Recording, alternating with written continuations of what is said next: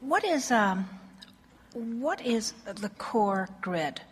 I mean, the word grid doesn't resonate with me, but we know it's attractive. The reason that we use the word grid is because we are wanting to find a way of amplifying for you your understanding that you do have a point of attraction.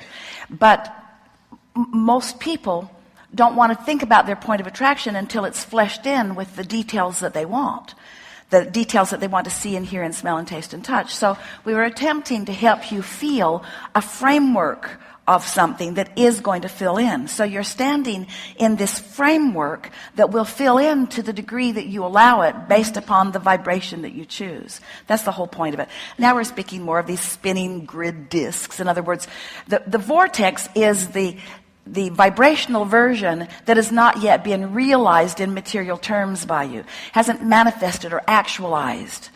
But the grid is what you are allowing to materialize. It's your point of attraction. What is the core grid? Do we come in with a grid? Yeah, one of well-being and eagerness and understanding of expansion.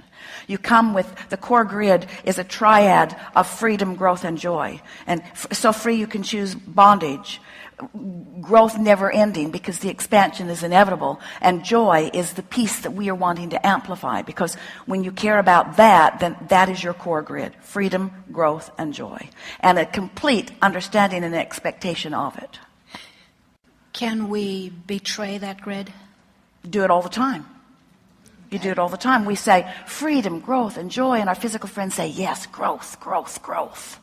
We say, yeah, but joy. Oh, yeah, but growth, growth, growth. In other words, anytime you're feeling negative emotion, you're betraying that grid. How about that? Okay. Anytime you feel any negative emotion, you're not in sync with who you really are and what you intended when you got here. But you see, the core grid isn't something that you came with only. It's something that you came with and has been expanding through what you've been living. So we want to talk about this core vortex even more than we do the core grid at first. We want you to understand this evolving, expanding, evolving vortex, the evolution of all things in that vortex.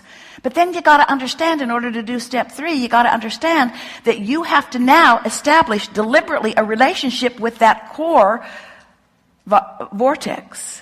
And that's why we're talking about your point of attraction. You see, the only reason that you can even ever feel negative emotion is because you have the potential of 2 vantage points: who you really are and what you really know, and who you're letting yourself be right here and now. And so you might say, we like the terminology that you're presenting here. You might say, in fact, we would like to say, in fact, we're going to say, eventually, that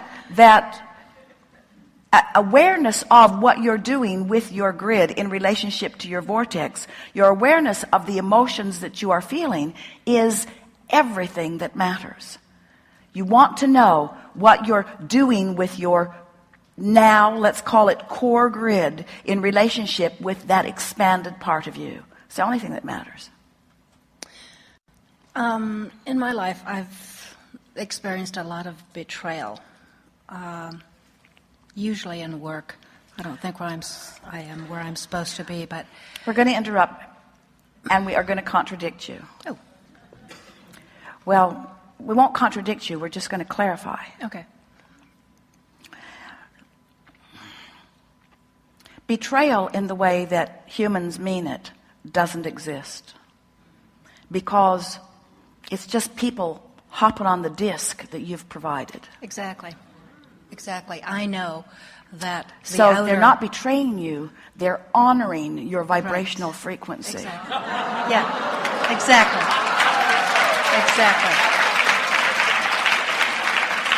I was about to say that I realized that the external representation of betrayal was just a representation of internal betrayal.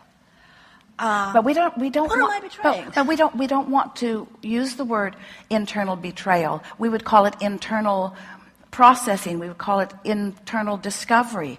When a child is learning to walk and he falls down, you don't say, "You've betrayed your ability to walk." Get up, you little dummy. You give him the opportunity to find his balance, and so if negative emotion, you don't want to describe negative emotion as a betrayal of positive emotion.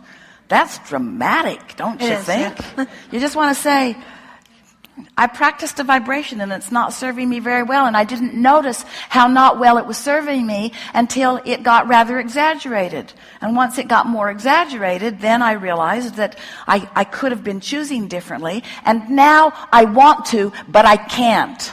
And that's what makes you want to call it big words like betrayal, because you want to, but you can't, because momentum's got you here.